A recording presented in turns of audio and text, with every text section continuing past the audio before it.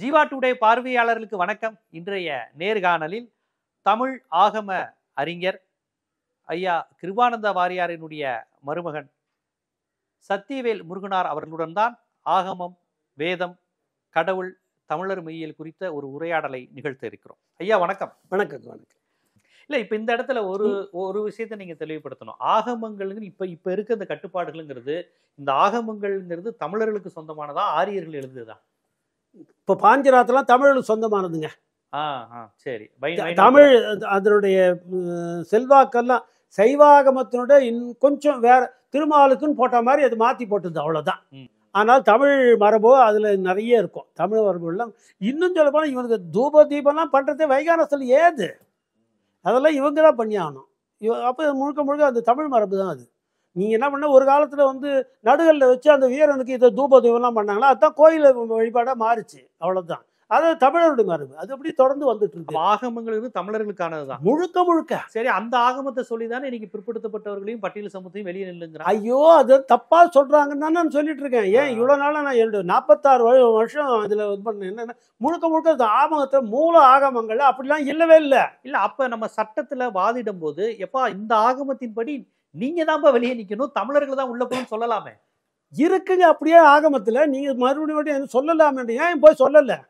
எத்தனை பேர் இருந்தாங்க, மரவள்ளடிகள் முதல் கொண்டு இருந்தாங்க. 2 மொழியிலையும் வல்லமை படைச்சவெல்லாம் இருந்தாங்க. என்ன பண்ணாங்க, சொன்னாங்க, விழிப்புணர்ச்சி கொண்டு வந்தாங்க. அது போய் உள்ள நுழைஞ்சு வேலை செய்யல. அது உள்ள நுழைஞ்சு வேலை செய்யறதுக்கு நான் அடியான் கொடுத்து தான் ஆரம்பித்தேன். புரியுதுங்களா? இப்போ நான் ஏறத்தாழ பல சாதனை, அதெல்லாம் என் சாதனை சொல்லிட்டு இருக்காக நான் இங்கே வரல. அடுத்தது என்னென்னா, முக்கியமாக என்னென்னா, இது உள்ள இருக்கிற ஆண்டாள் கோயில் அவன் கூப்பிட்றா வாடா அப்படின்னு சொல்லி அவனை கூப்பிட்டு அணைச்சிக்கிறான், அந்த இடத்துல கொண்டு போகிறான். இவன் ஆகம விதி தான் எங்கே சொல்லப்பட்ட எனக்கு தெரியும். இது பாஞ்சராத்திரம் தான் இது பண்ணணும். இது வழிபாடுகள் பாஞ்சராத்திரம் பண்ணப்படுது. ஆனால் வைகானசர் கையில் இருக்குது ஆண்டாள் கோயில். இப்போ நான் என்ன சொல்கிறேன்னா, இந்த வழிபாடுகளில் வருகிற இந்த முறையில் பார்த்தீங்கன்னா என்ன வரும்னா, ஆகமப்படி அந்த ஆகமப்படி பார்க்கணுன்னா 3 ரத்தனத்துறையாண்டு ஆகமம் வச்சுருக்காங்க. அதுலேயே பிரிவுகள் வச்சுருக்காங்க பாஞ்சராத்திரிலே. ஜயாக்கிய சம்மிதா, பௌஷ்கர சம்மிதா, சனத்குமார சம்மிதா, அப்புறம் இது இல்லாமல் வைகானசுக்கும் இதுக்கும் 2ம் சேர்ந்தா மாதிரி இருக்கும் லக்ஷ்மி தந்திரம், இப்படிலாம் ஆகமங்கள் இருக்கு. அதில் ஒரு இடத்துல கூட இந்த அர்த்த மண்டபத்தை தாண்டி போகக்கூடாதுன்னு இல்லை. அர்த்த மண்டபத்தில் யார் யாரெல்லாம் அனுமதிக்கலான்னு பின்னால் ராஜாக்கள் சேர்ந்து இவன்களும் அவங்களும் சேர்ந்து வச்சு எழுதி வச்சிட்டான். இந்த தூரத்தில் அவங்க நிற்கிறோம், அந்த தூரத்தில் செட்டியார் நிற்கணும், இந்த இடத்துல இவங்க நிற்கும், இங்கே ராஜா இங்கே நிற்கணும், ஆதர் இங்கே நிற்கணும், அதெல்லாம் போட்டிருக்கான். ஆனால் இதெல்லாம் என்னென்னா மூல ஆகமத்தில் கிடையாது. இவங்களுடைய வசதிக்காக தன்னுடைய ஆதிக்கத்தை திருத்த, நீ அங்கே நில்லு இங்கே நில்லுன்னு தான் நீங்கள் அவனுக்கு பயப்படுவீங்க. இல்லை, தமிழர் ஆகமத்தில் தீண்டாமை இருக்கா? இல்லைன்னு சொல்லிட்டு இருந்தேன். பாருங்க சார், யாருக்கு வேணா தீட்சை பண்ணலான்ட்டு சைவத்தில் இருக்கு, வைணவத்தில் அங்க சூத்திரர் பஞ்சமர்லாம் அதெல்லாம் ஒண்ணுமே இல்ல. முதலியார் அதெல்லாம் கிடையவே கிடையாதுங்க. கிடையவே கிடையாதுங்க. ஆனா இன்னைக்கு அப்படிதான் இருக்கு. ஆனா இன்னைக்கு எல்லா கோயிலும் என்னத்துக்காரனா, பிற்காலத்தை வர வர வர ஒவ்வொருத்தரும் இடைச்செருலாம் அங்கங்க இப்ப இந்த பல் வளரக்கூடாதுன்னு அறிவில்லாத விஷயங்கள்லாம் அதுல எடுத்து எழுதி இடைச்செருகள் பண்ணியிருக்காங்க. இதை நான் சொன்ன போது ஆணு பார்த்தார் ரஞ்சன் கோகோய். இந்த கேஸை வச்சு கொண்டு போய் இதை உடைக்க முடியுமா? இந்த சம்பவத்துல இருந்து இளையராஜா வெர்சஸ் ஜிஆர்ங்கிற மாதிரி ஒரு கேஸை கொண்டு போய், சார் எங்க தமிழர் ஆகமத்துல அப்படி கிடையாது, ஆண்டாள் எங்க கோயில் அப்படின்னு சொல்லி ஒரு கேஸ் இதை வச்சு அது மட்டுங்களா? இன்னும் எவ்வளவு சொல்லட்டுமா உங்களுக்கு? எல்லா வைணவ கோயிலும், அது வைகானசமோ அது பாஞ்சராத்திரமோ, எல்லா வைகானசம் வைணவ கோயில்லையும் சுவாமி முன்னால என்ன பண்ணுவாங்கன்னா, ஒரு சடாரி வைப்பான். பார்த்தீங்கன்னா தலையில் வைப்பாங்க. அந்த சடாரி என்னன்னா, அது அவருடைய சுவாமியுடைய பாதத்தை பாதுகாக்கிறதா. அந்த சுவாமியுடைய பாதத்தை பாதுகாப்பதனால் அது பாதுகை ஆயிற்று. அந்த பாதுகை யாருன்னா, சடகோபர் தான் பாதுகையாக இருக்கான்னு அது வைக்கிறான். சடகோபர்ன்றது 12 ஆழ்வார்களில் முதல் ஆழ்வாராக அவர் வைக்கிறோம். என்ன காரணம், முக்கியத்துவம் கருதி. முதல் ஆழ்வார்கள் 3 பேர் இருக்காங்க, அது வேறு விஷயம், கால அளவில் முக்கியத்துவம் கருதி பார்த்தீங்கன்னா இவர் தான் நம்மாழ்வார். சடகோபர், நம்மாழ்வார், மாறன் எல்லாம் வேதம் தமிழ் செய்த மாறன்லாம் வரும். அவர் தான் அதில் இருக்கார். இப்போ அவர் தான் அந்த இடத்துல சடாரியாக நிற்கிறார். அவர் அந்த தலையில் வைக்கிறானே, அந்த கிரீடம் வைக்கிறானே, அந்த கிரீடம் யாருன்னா சடகோபராகிய வேளாளராகிய சூத்திரர். போய் அப்படியே பவ்யமா தலையில ஏறி வாத்தி வாங்கிக்கிறிய. அந்த எல்லா பிராமணன் தலையில எது ஏறுதுன்னா வேளாளது தான் ஏறுது. இப்ப நல்லா கவனிச்சு பாருங்க. அது என்னது, நீங்க கடைசியா வச்ச அந்த சூத்திரன் தான் அங்க வருது. அதை நீ தலையில வச்சுக்கிற. இது அவன் அது என்னன்னே தெரியாம வச்சுக்கிறான். அது நல்லா தெரிஞ்சுன்னா அது தூக்கிடுவான். இது அது சூத்திரம், அதை போய் என் தலையில் வச்சுக்கிறேன்னு சொல்லுவான். ஆனாலும் அவங்களால அது தொடர்ந்து வர்ற மரபுனால அவன் ஒன்றும் புரியாமல் எல்லாரும் வச்சுக்கிட்டான். எங்கள் அப்பா வச்சுக்கிட்டான், தாத்தா வச்சுக்கிட்டான், நானும் வச்சுக்கிட்டேன்னு வச்சுக்கிறான். அது உள்ள அர்த்தம் இந்த மாதிரி இருக்குன்னு அவன் தெரியல. இப்போ இந்த சடாரி என்பது அவன் தலையில் வைக்கிறான் இல்லையா? இந்த தலையில் வச்சுக்கிறீங்க. நான் என்ன கேட்குறேன்னா, இவன் வேளாணாச்சே, சூத்திரனாச்சே. சூத்திரன் நீ இந்த மட்டம் இல்லை, அர்த்த மட்டம் இல்லை, உள்ள கருவறையில் இருக்கானே சடகோபர், கருவறையில இருந்து எடுத்துன்னு வரான். ஆனா நீ அவனை உள்ள விட மாட்டேன். என்ன, அதாவது அந்த ஒண்ணுக்கு ஒண்ணு இயற்கை முரண். இயற்கையாக பல விஷயங்கள் அவங்க பண்ணலாம். இல்ல இப்ப இந்த கோவில் வடிவமைப்பு சொல்லுவாங்கல்ல, விமானம் இங்க இருக்கணும், நந்தி சிலை இங்க இருக்கணும், இதெல்லாம் வடிவமைத்தவர்கள் தமிழர்கள். என்ன சொல்றேன், தமிழர்கள் என்று சொல்லுகிறவர்கள், தமிழ் வேண்டும் என்று சொல்லுகிறவர்கள், தமிழுக்காக ஆதரவாக பேசுகிற, கடவுள் நம்பிக்கை இல்லாத நிலையில இருக்கிறவங்க அத்தனை பேருக்கும் இந்த ஆகமம் முழுக்க தமிழுடைய சொத்துன்னு தெரியாம இருக்காங்க. அதுதான் மிகப்பெரிய கட்டாஸ்ட்ரஃபின்னா அதுதான். என்னன்னா, அதனால்தான் நான் இந்த அனைத்து அச்சகாலம் என்பது தீர்ப்பு நமக்கு ஆதரவாக ஒரு புக் ஒன்று போட்டேன். அதை பெரியார் திடலில் வச்சு பேச வச்சாங்க. நான் பேசினேன். நம்ம அப்போ வீரமணி ஐயா சொன்னாங்க, ஐயா சொல்லுவதுதான் ஆகமம் என்று இருந்தால் நான் அந்த ஆகமத்தை ஏற்கிறேன்னு அங்கே சொன்னார். இன்னைக்கும் போய் பாருங்க, விடுதலையில் இருக்கும். நம்முடைய ஆகமம் என்றது தமிழ் சொல்லுங்க, அது ஒன்றும் வடமொழி சொல்லு இல்லை. அவன் என்ன பண்ண, அவங்ககிட்ட இல்லாததுனால அவனுடைய அகராதியில் என்ன போட்டிருக்கான்னா, ஆகமம்ன்றது இந்த தமிழ் சொல்லி எடுத்து அதை அப்படியே எடுத்துக்கிட்டேன். வேணா அவங்ககிட்ட இல்லாதது, அதனால் அதை அப்படியே எடுத்துக்கிறான். நம்மக்கிட்ட மிகப்பெரிய கடல்கோள் வந்ததுலாம் நம்ம கடல்கோள்னு சொல்லிட்டு இருக்கேன். நம்மக்கிட்ட இல்லாத அடிக்கடி இதை வாங்கிக்கிற ஜப்பான்காரன் சுனாமினா அதை எடுத்து வச்சுக்கணும். நம்ம சுனாமிக்கு அழகான கடல்கோள்ன்ற வார்த்தை இருக்குது. நம்ம அதை விட்டுட்டு அதை தான் எடுத்துக்கிறோம். மதுரை கடற்கோள்னு அப்பயே எவ்வளோ நாளும் இருக்கு. இப்போ அந்த சுனாமி எடுத்துக்கிட்ட மாதிரி இவங்க என்ன பண்ணாங்கன்னா ஆகமத்தை இங்கேருந்து எடுத்துக்கிறாங்க. ஏன்னா மொழிபெயர்க்கப்பட்டது, தமிழ்லேருந்து மொழிபெயர்க்கப்பட்டது தான் இப்போ வடமொழியில் கிடைக்குது. அவன் என்ன பண்ணான்னா தான் மொழிபெயர்த்துக்கிட்டு தமிழர்கள் தான் அழிச்சா, அதெல்லாம் ஆடி பெருக்கில் போடு, தண்ணி இதில் போடு, யாகத்தில் போட்டு நம்ம தான் அழிச்சான். இதுங்களும் தெரியாமல் தலையை கொடுத்துட்டு அங்கே உட்காந்துருந்தது. நம்ம தமிழர்களுக்கு விழிப்புணர்வு இல்லை. அது அவங்க அந்த மாதிரி இருந்தால் அது அழிவதற்கு நாமளே காரணமாக இருந்தோம். அது ஒரு பக்கம் போட்டு இப்போ இந்த இது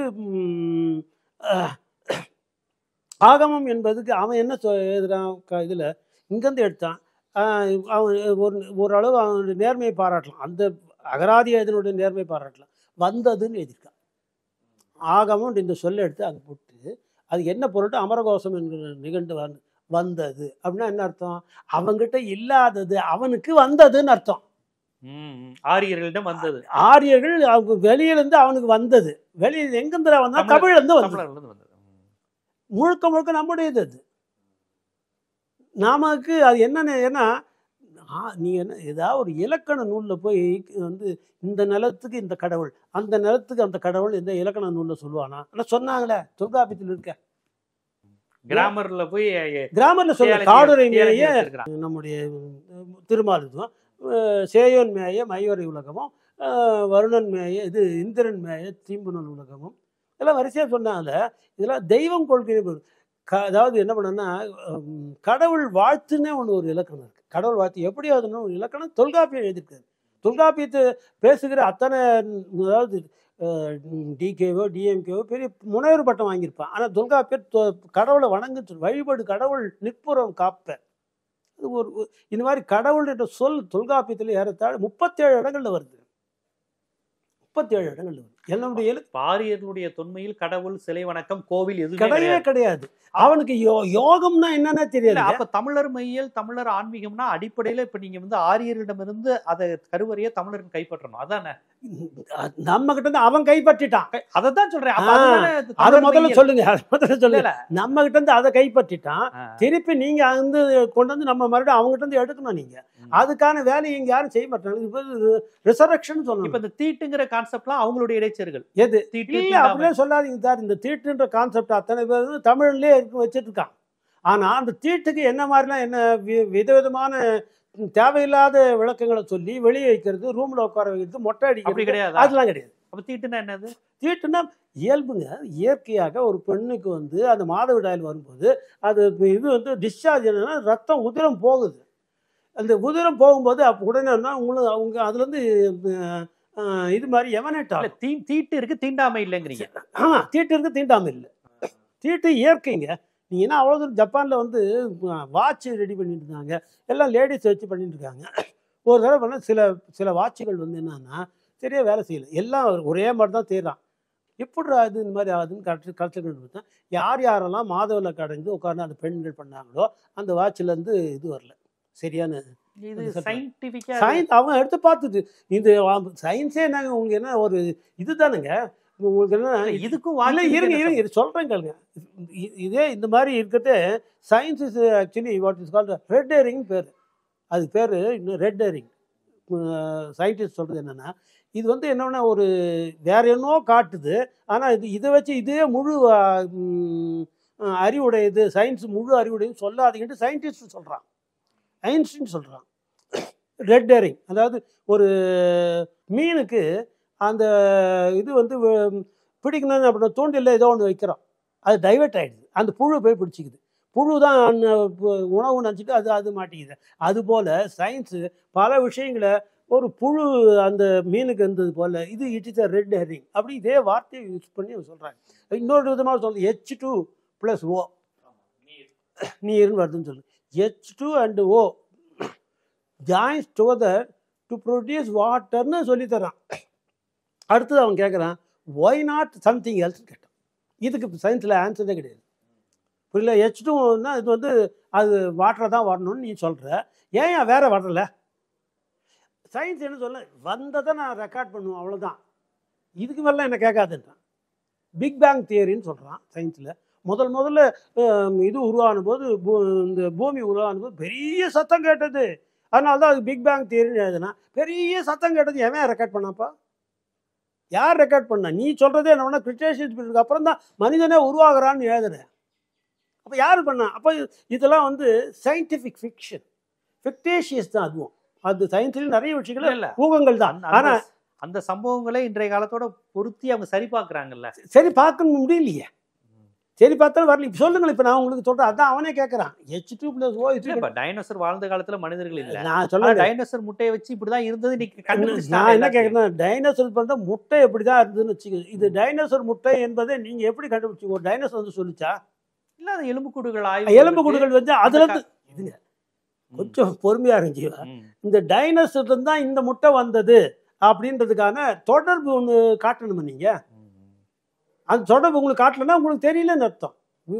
you are not actually deriving it properly, இல்லையா? சயின்ஸ் அது மாதிரி நிறைய அது அதனால முடியலன்னு நிற்கிறது எத்தனையோ இருக்கு. கண்டிப்பா. அப்ப தமிழர் அதனால சயின்ஸ் சொல்லிச்சுன்றதுக்காக நம்ம ஒண்ணு வேண்டாம். சயின்ஸ் வந்து நம்ம கண்டதற்கு தெரியும் போது ஏதாவது அதை நம்ம எடுத்துக்கலாம். அப்படி கண்டிப்பா. இப்ப சயின்ஸ் ஹியூமன் ரெண்டுக்குமே எதிராக இன்னைக்கு உள்ள சூழல்கள் இருக்கு, நம்ம அதை நம்ம பிரிச்சு அது இருக்கு. அப்ப தமிழர் ஆகமத்தில் வந்து சாதிய பாகுபாடு கிடையாது, கிடையவே கிடையாது. அந்த அகைன் அது வந்து கண்ணுக்கு புலனாகாத ஒரு மிகப்பெரிய ஒரு பொருள் இருக்குது என்பதை அந்த எல்லாம் இல்லாட்டி இந்த நேதியாக இந்த உலகம் இயங்க முடியாது, இல்லைங்களா? ஆகவே ஏதோ ஒன்று இருக்குது. அதை வந்து அதை பற்றி ஆராய்ச்சியை சயின்ஸ் பண்ணலை. என்னுடைய மனம் என்னன்னு சயின்ஸுக்கு தெரியாது சார்.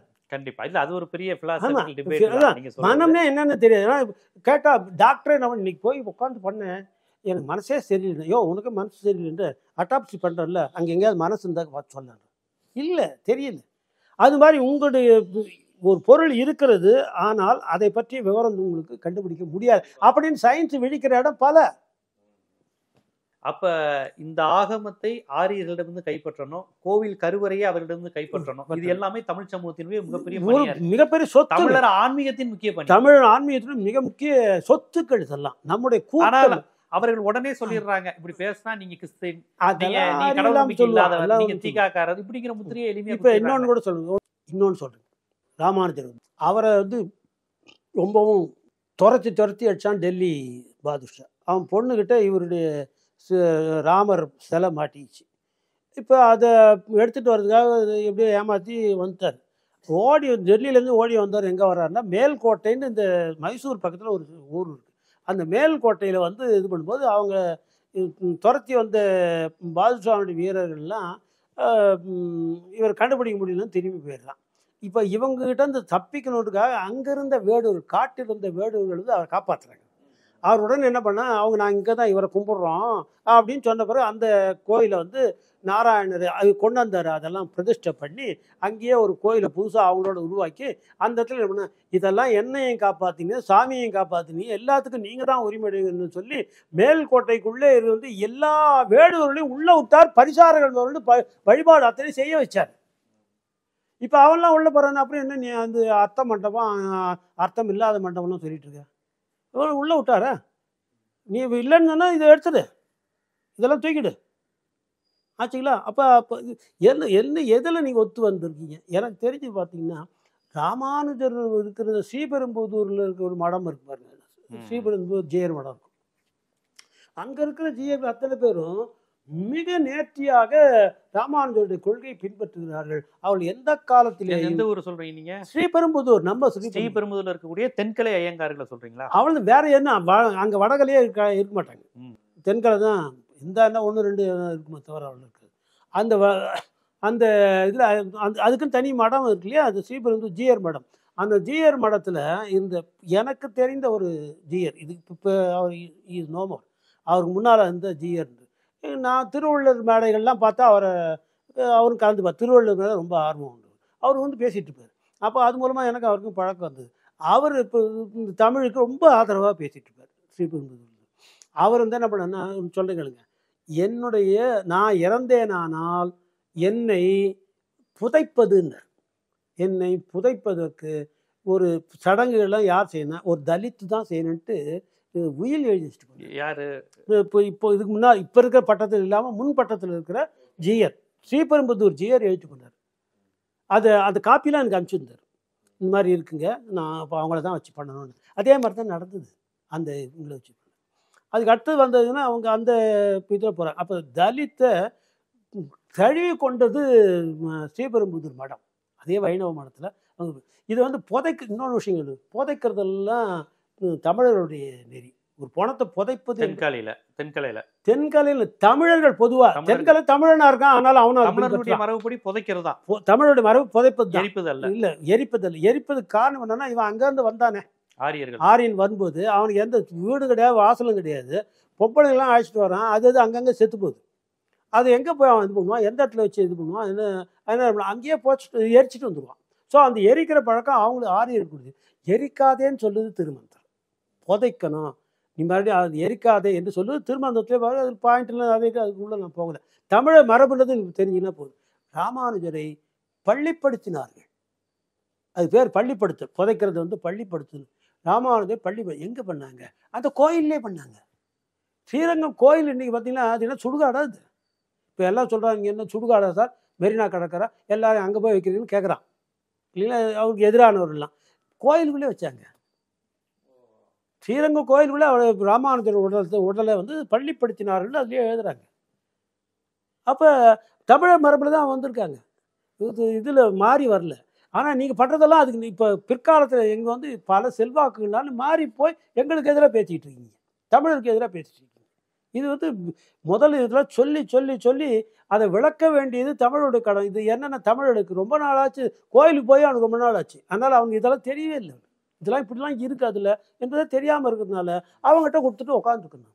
இப்போ அதோடு இல்லாமல் அவர் என்ன பண்ணாங்க, இவரை காப்பாற்றினது வந்து அந்த பொண்ணு, அந்த ராமபிரியான்னு அந்த விக்கிரகத்துக்கு பேர். அந்த ராமபிரியா விக்கிரகத்தை அப்படியே அணைச்சிட்டு ஓடி வந்து இது பண்ணாரு பாருங்க. அந்த அம்மாவுக்கு இவர் வந்து என்ன பண்ணாருன்னா ஒரு சந்நிதி வச்சார் ஸ்ரீரங்கத்தில். துலுக்க நாச்சியார். ஏன் துலுக்க நாச்சியார் கோயிலுக்குள்ளே போகும்போது ஏன் மற்றவங்க போகக்கூடாது? தலித் ஏன் போகக்கூடாது? இளையராஜா ஏன் போகக்கூடாது? துலுக்க நாச்சியார் சந்நிதி வச்சிருக்காங்க. அது மட்டும் இல்லாமல் இதே ஸ்ரீரங்கத்தில் துலுக்கநாச்சியார் போயிருக்காங்க. துலுக்கநாச்சியார் இருக்காங்க. துலுக்கநாச்சியார் அங்கே முஸ்லீம் தான், முஸ்லீம். அந்த பாதுஷாவோட பொண்ணு. இந்த மேல்கோட்டையில் இன்னைக்கும் நம்முடைய இந்த இதில் நடந்து ஆதரவான வழிபாடுகள் நடக்குது. இங்கே அவரே வச்சார். அது ஞாபகமாக அவர் திரும்பி வரக்கூடிய சூழ்நிலை ஏற்புடையதாக அமைந்த போது ஸ்ரீரங்கத்துக்கு வந்து அந்த பெண்ணை பற்றி நன்றியோடு அங்கே உள்ள வச்சார். துலுக்க நாச்சியார் கருவறை வரை போயிருக்காங்க.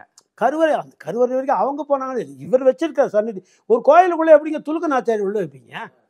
அதாவது யோசிச்சிங்களா? அது மட்டும் இல்லாமல் இதற்கு அடையாளமாக வருஷத்துக்கு ஒரு தடவை ஸ்ரீரங்கநாதர் லுங்கி கட்டிட்டு இருப்பார். தெரியுமா? லுங்கி கட்டுவார், முஸ்லீம் மாதிரி. அவருக்கு லுங்கி கட்டுறாரு பெருமாளுக்கு. இவ்வளோ பெரிய இஸ்லாமியர் அதெல்லாம் உள்ள போத அப்புறம் ஏன் இவர் மட்டும் உள்ள போகக்கூடாது? என்ன கதை சொல்றீங்க? நல்லா லாஜிக்கான பாயிண்ட் இது. இது மாதிரி எவ்வளவு அவர் பெருமாள் சகிப்புத்தன்மையோட தான் இருந்திருக்காரு. பெருமாள் சகிப்பு தன்மைன்னு சொல்றது சரியானது இல்லை. என்ன காரணம்னா, பெருமாள் நீங்க நினைக்க அவருக்கு ஏங்க மிகப்பெரிய கடவுள் என்று நீங்க சொன்னீங்கன்னா அவர் ஏதுரா ஜாதி, ஏது ஜாதி, ஏது மதம்? அவர் வந்து நீ முஸ்லீம், நான் உன்னை படைக்கல சொல்ல மாட்டேன். சொன்னா அவன் கடவுள் இல்லையே. அவர் இவங்க வேற ஏதோ ஒரு ஆளுன்னு அர்த்தம். சும்மா பழைக்கிறதுக்கு வந்த ஒரு சாமியார்னு வச்சுக்கணும். அப்படி சொல்றதுக்கு வாய்ப்பே இல்லை. கடவுள் இலக்கணத்துக்கு அது இழுக்கு. அது மாதிரிலாம் அவர் சொல்ல முடியாது. எல்லாரும் அப்படித்தான். நீங்க பாத்தீங்கன்னா உங்க ஜாதி இது பிரகாரம் பாத்தீங்கன்னா என்ன ஆகுது? கண்ணன் இடையன், இடஜாதி தானே. கடைசி காலம் வரைக்கும் அவன் அப்படித்தானே அசிங்கப்படுத்தினான் துரியோதனன். அந்த பேரை சொல்லி நீ எடப்பைய அப்படின்னு சொல்லி அசிங்கப்படுத்தினான்னு இப்போ மகாபாரதத்தில் வருது. இப்போ அவன் இடையன் தான். அவனை தான் நீங்கள் கும்பிட்டுருக்கீங்க. இந்த ராமன் யாருன்னா அவன் சத்திரியன், அவனும் பிராமணன் இல்லை. அவனை தான் நீங்கள் கும்பிட்டுருக்கீங்க. ராமன் நவமி அப்படிலாம் வச்சுட்டு அவனை கும்பிட்டுருக்கீங்க. இருங்க ஒரு நிமிஷம். கல்கி அவனுக்கு இன்னொரு அவரும் பிராமணர் அல்ல. இதில் பார்த்தீங்கன்னா அவதாரங்களில் இவங்க யாரெல்லாம் திருமாலை வணங்குறாங்களோ அந்த அவதாரங்களில் ஒரே ஒரு அவதாரம் தான் பிராமணன். எதுனா பரசுராமர் ஒருத்தர் தான். அவர் தான் மற்றவங்க நான் சொல்லிக் கொடுக்க மாட்டான், தீண்டாமல் கர்ணனுக்கு சொல்லி தர மாட்டான், இது சொல்ல மாட்டேன். அந்த கதைலாம் அதில் வர்றதுக்கு காரணம்னா அவன் பிராமணனாக இருந்தான். கடவுள் பிராமணனாக வந்திருக்கார் அப்படின்னு சொல்லி சொன்னீங்கன்னா அவர் பேர் பரசுராமன் பேர். பரசுன்னு என்ன? கோடரின்னு அர்த்தம். இது வச்சுக்கல, விறகு வெட்டுறது கோடரி வச்சு அதை வச்சுட்டு இருப்பார். அப்போ அது தமிழில் சொல்கிறது இருந்தால் கோடரி ராமன் பேருன்னு அப்படிதான் சொல்லணும் இல்லையா? கோடரி ராமன் அப்படி சொன்னால் யாரும் கும்பிட மாட்டான். அதனால தான் இன்னும் இது வரைக்கும் அவருக்குன்னு எது ராமருக்கு கோயில் உண்டு, கிருஷ்ணருக்கு கோயில் உண்டு, பரசுராமருக்கு இங்கே கோயில் இருக்குன்னு சொல்ல முடியாது. பரசுராமர் ஒரு நாட்டை உருவாக்கினார், கேரள நாட்டை. அதோடு முடியுமே தவிர அவருக்குன்னு தனியாக ஒன்றும் பெரிய இது கிடையாது. அப்போ என்ன அர்த்தம்னா இவர்கள் அத்தனை சொல்லுகிற மற்றதெல்லாம் அது பார்த்தீங்கன்னா மீன் அது இது நாம அது எதுவும் மனுஷ ஜாதியிலே சேர்க்க முடியாது. அதனால் அதெல்லாம் விட்டிங்களா இந்த 3 தான் பார்த்தீங்கன்னா இதில் இவங்க தான் இப்போ ஜாஸ்தியாக இருக்காங்க. அதனால் இவன் தான் அவனை வந்து கடவுளை வந்து தாழ்ந்த ஜாதியிலே பிறந்தவர்னு எழுதி வைக்கிறான்.